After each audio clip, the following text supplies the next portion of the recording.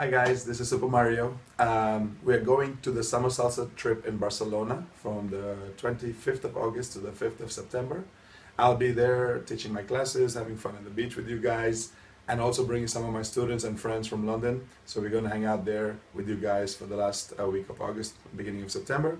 I look forward to seeing you all and having fun like we did last year. I remember everything from our trip last year in Summer Salsa trips. So we'll see you in Barcelona. Take care. Bye.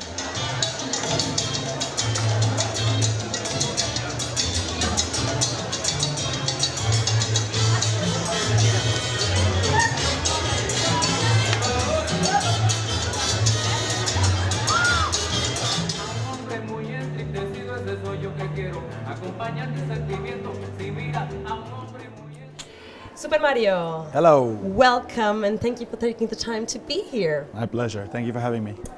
So, I'm sure you have been asked many times, but I'm going to do it again. I think I know what's coming. You're a dancer. Why don't you dance shows? Okay, that's a different question. Okay, I believe some people are meant to be on the stage and they actually enjoy it there. I tried it once. I didn't like it, so I said I will never do it again. It stressed me out too much, and I don't like to be stressed in life generally. So, only because of that, but I did try. But I believe, the people you guys see on stage want to be there, so, they look good there. If somebody doesn't want to be there, there's no point forcing it, so that's why. But I love teaching, so I'm on stage. I love presenting the shows, I'm on stage. They're all shows, but my shows. Good, good. So tell us, how did you end up in the salsa world?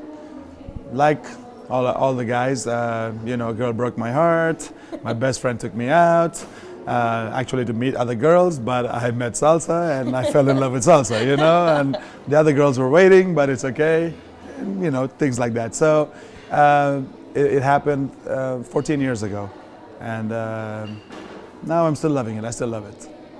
That's good, that's good. Stories. Well, here's another one that you probably may have heard. Yeah. Maybe that's the one you're expecting. You're not the stereotypical representation of a dancer. Okay. Has that ever been an issue for your work, for yourself, or has it maybe even been an advantage? I would say advantage because I don't speak Spanish, I'm fat, I don't have a dancer's body. I've never trained, I've never practiced, never done anything as a matter of fact in my life. When I started salsa, I was 175 kilos. That's like another 1.5 me here.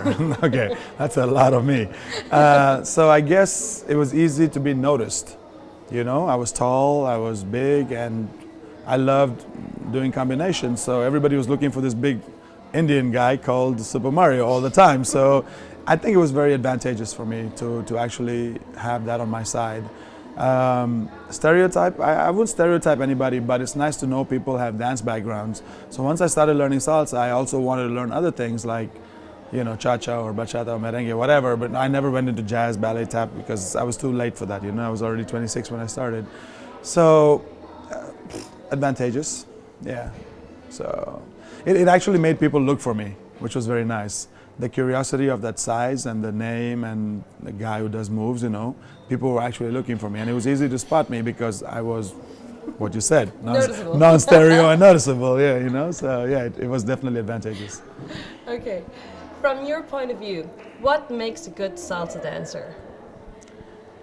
What makes a good salsa dancer? There's a lot of criteria to go around this. For me, as a social dancer, because I'm not a performer, I'm only going to talk from the social side. I think somebody who can dance with everybody, knowing, there are different levels of people out there, and not to consider that too much. It's the music you're dancing to. So if the music tells me blah blah blah with a beginner or blah blah blah with an advanced person or a professional, whatever, you've got to interpret that to your partner, not through how many combinations you know, but how you present that song to your partner. It's a two people dance, just like tango. They say two to tango. Salsa is exactly the same way. But unfortunately, people these days, it's what I know, what she knows, what we know separately. Let's do everything differently.